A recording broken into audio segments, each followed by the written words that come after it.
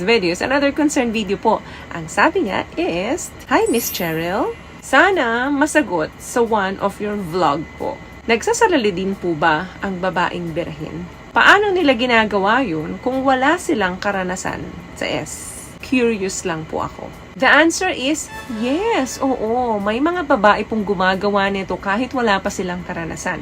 Hindi man lahat, pero marami pong mga babae na wala pang karanasan ang gumagawa na nito at nakaka-experience na nito. Paano nila ginagawa ito? Well, of course, nanonood naman sila ng mga romantic movie. And minsan, kapag merong mga scene doon na medyo daring, of course, nakakaramdam ang mga babaeng wala pang karanasan na mag-init din. Na minsan nagbabasa sila or tawagin na lang nating discharge minsan sa kanila kapag ka nakakapanood sila ng ganitong mga palabas. So, yan po ay normal na reaction ng katawan ng isang babae or kahit na isang lalaki na wala pa rin karanasan. At hindi porket ikaw ay nagwet or nagkaroon ng feeling na ganyan ay may kasalanan ka na. Hindi po sin na magkaroon ng ganyang pakiramdam. So, kapag nakaramdam ang isang tao na wala pang karanasan ng ganyang pakiramdam, anong gagawin niya? Of course, alam nyo na kung ano ang kasagutan dyan. May mga pangilan-ngilan po na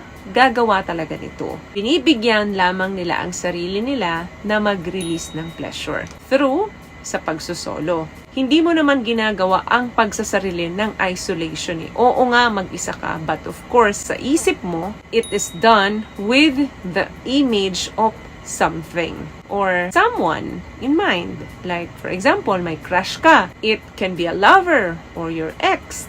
Pwedeng mga ganun po. Or pwede namang artista na gustong-gusto mo. Imaginein mo, ginagawa nila ito habang iniisip nila yung mga taong gusto nila. Nasa DNA po natin yan. Minsan, gigising ka na lang isang araw, meron kang mainit na nararamdaman nang walang dahilan.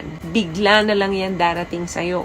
Tapos, pag naramdaman mo yan, mag-start ka na mag-isip ng image or ng curves. Pilit mo mang alisin sa isip mo yan, pero babalik yan.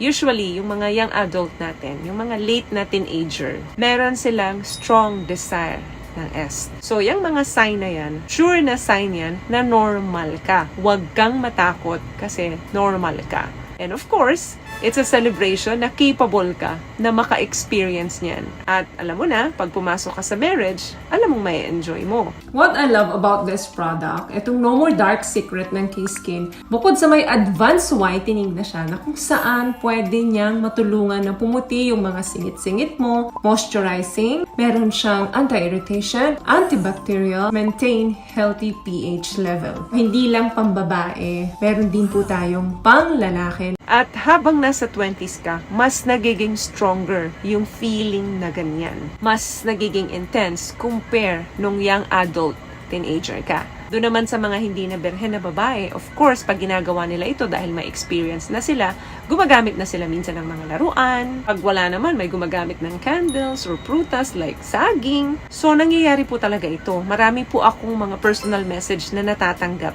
na may mga babae pong gumagawa nito. So, kung ano man yung sa tingin nila na nire-represent nito ang image nung saging or ni Manoy, ginagamit nila para magkaroon sila ng solo at bigyan ng pleasure yung kanilang sarili. Kung sa mga babae, kailangan nilang i-stroke yung kanilang tinggel para sila ay tuloy-tuloy na makatapos. Ang mga lalaki naman, kailangan i-rub ang kanilang mga alaga para rin makatapos sila. Ang S-urge po kasi sa mga birhen ay masyadong strong. Kasi nandun yung curiosity nila sa mga naririnig nila, sa mga napapanood nila. Dahil mysterious ito sa kanila, kaya yung iba, sinusubukan talaga na gawin ito. Kaya yes, ang kasagutan dyan. Ang mga birhen po, kahit sila'y walang karanasan, ginagawa po talaga nila ito. Hindi man lahat, pero marami po ang gumagawa nito. Normal po iyan na nararamdaman ng katawan natin. Mas matakot ka kung hindi ka nakakaramdam nito. Kasi, meaning, hindi ka normal. I hope nakapagbigay ako ng tips sa mga napag-usapan natin ngayon. At kung nagustuhan mo ang ating video, please give it a thumbs up, comment down below, and also share this video na rin po sa mga kaibigan na sa tingin yung matutulungan ng video natin. Once again, palagi po kayong mag-iingat at palagi po kayong panalangin. Thank you guys for watching and see you in our next one. Always love yourself and be a blessing. Bye!